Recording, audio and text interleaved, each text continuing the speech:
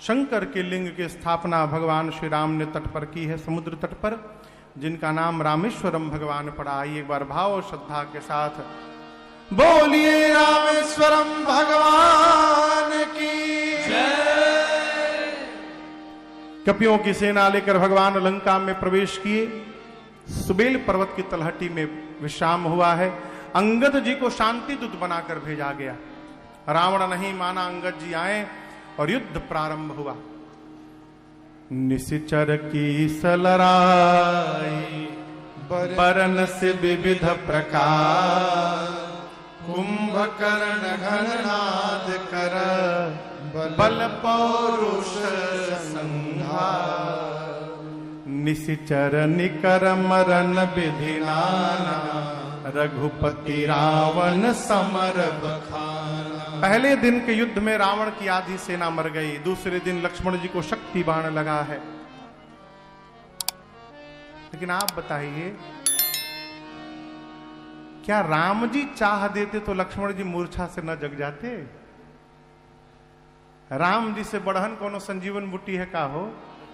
तो राम जी क्यों नहीं जगाए? लक्ष्मण जी 14 साल से दिन रात जग रहे हैं सेवा में। भगवान सोचे बहुत बढ़िया अवसर आया है, सबको सजीवन बूटी में फंसाए रखा जाए, इसी बहाने मेरे भाई को एक रात विश्राम करने को मिल जाएगा, इसलिए भगवान ने जगाया नहीं। हनुमान जी सजीवन बूटी लेकर आए। लक्ष्मण भैया मूर्छा से बाहर आए हैं।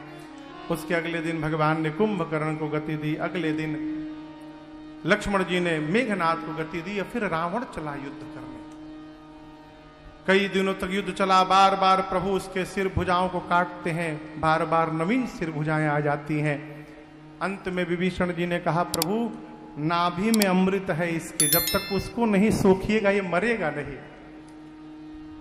अब तक राम जी 30 बाण चलाते थे, अब राम जी 31 बाण निकाले। धनुष परख कर जैसे भगवान ने खींचा और छोड़ा, 20 बाणों ने 20 भुजाओं को काटा, 10 बाणों ने 10 सिरों को, और 31वां बाण नाभि में लगा रावण के।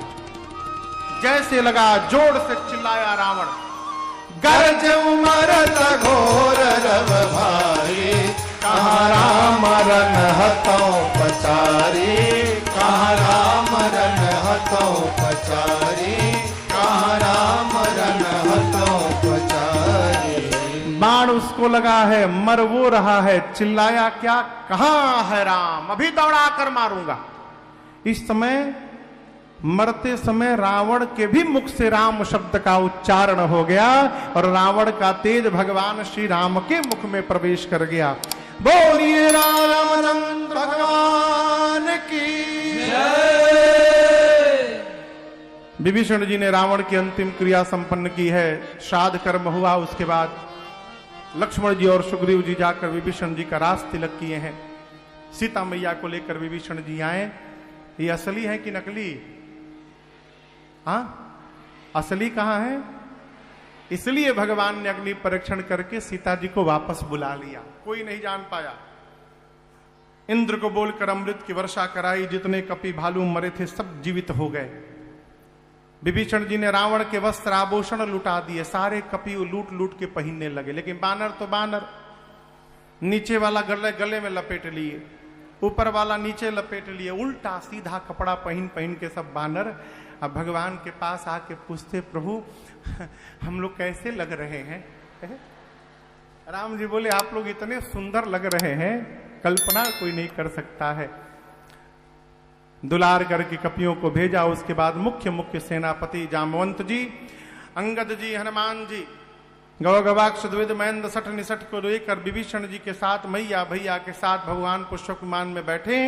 जय घोष हुआ। बोलिए राजा रामचंद्र भगवान की जय। चलता विमान